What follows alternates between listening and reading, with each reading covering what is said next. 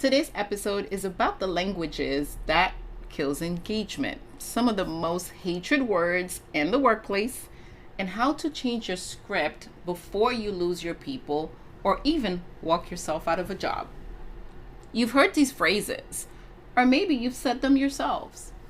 Let's talk about it because this right here, this is how culture gets damaged one sentence at a time.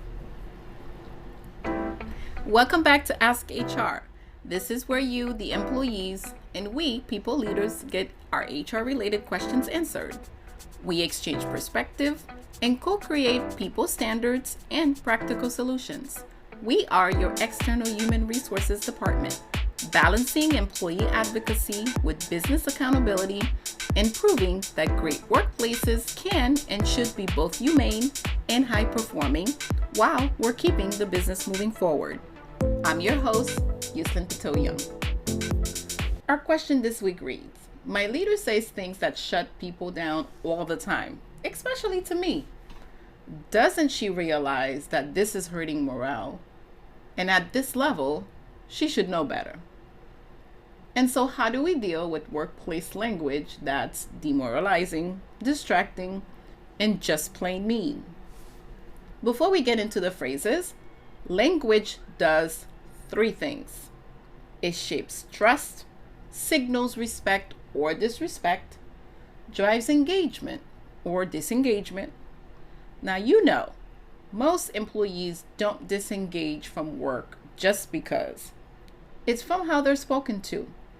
And the reality is, when we leaders speak, we're not just representing ourselves. We represent the entire business. So if your leader says it, you bet your culture is feeling it. While we had a few examples from our caller, we're going to focus on these three. The first, that's not my job. How about this one? Because I say so. And this one is not my favorite at all. We've always done it this way. Why, oh why, my dear people leaders? Let's break these down. That's not my job.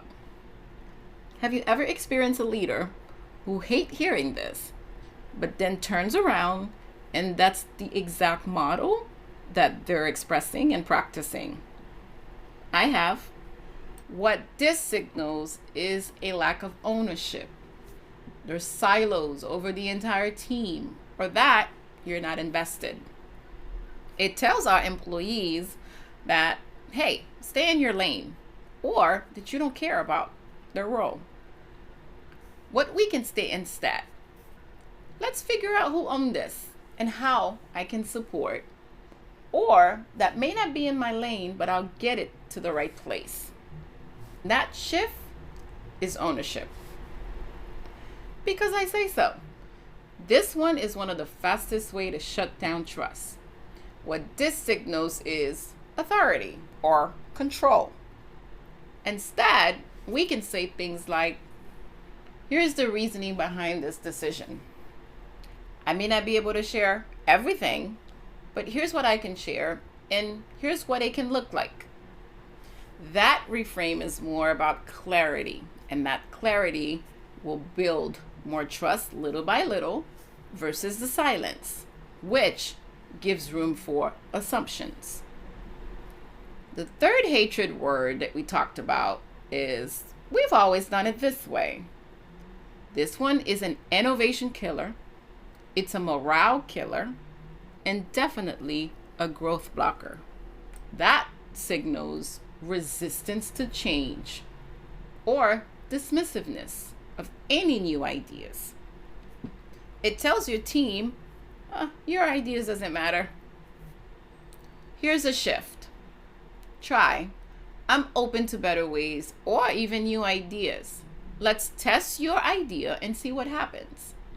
That reframe says consistency is good over stagnation, which is not. Now, if your leader says it all the time, just know they're not just speaking for themselves, they are the company of your employees. When they shut your people down and when they dismiss ideas, When they lead with ego versus clarity, our employees are not saying, my manager is the problem. You know what they're saying? This company doesn't value me. The culture is awful. Let's take a moment and learn more about our sponsor. Ask HR is proudly sponsored by YP Personnel Management and Consulting, a strategic, tactical, practical HR solutions consulting firm. YPPMC goes beyond the traditional consulting. Whether you need strategic HR planning or practical day-to-day support, we've got you covered. Visit YPPMC and learn how we can help. We are your resources at work. If you're that leader, please stop it. Use the reframe examples above. And let's take it a step further, using the lead and lead like a human of the framework. It's listen, explain, acknowledge, and direct. And using the lead example, you can still be firm and human. You don't have to change your standards, just your delivery. Now, our caller's instinct was right. At this level, leaders, we should know better. These type of languages are hurtful to employees. I know personally it would hurt me if I were on the receiving end, and you know it would hurt you as well. It destroys engagement, trust, and culture. So instead, let's pay attention to your language this week. Use words and language that employees actually want to hear that's motivating. And that's how we will be able to replace the negative language, shift with ones that builds trust. This week's question was a great reminder that the difference between an evolving toxic workplace and a thriving one is often just a few words spoken differently. And that will close out this week's question on the hated words and language that kills engagement. Next week, we'll continue the conversation on how to change your script and not lose your people or lose your job. We'll share 7 phrases to replace negative language with words and language to build trust and keep the motivation going. As always, thank you for tuning in. Please share this episode, and remember, if you have an HR-related questions for the show, please send it to askhr@yppmc.com. Until next time.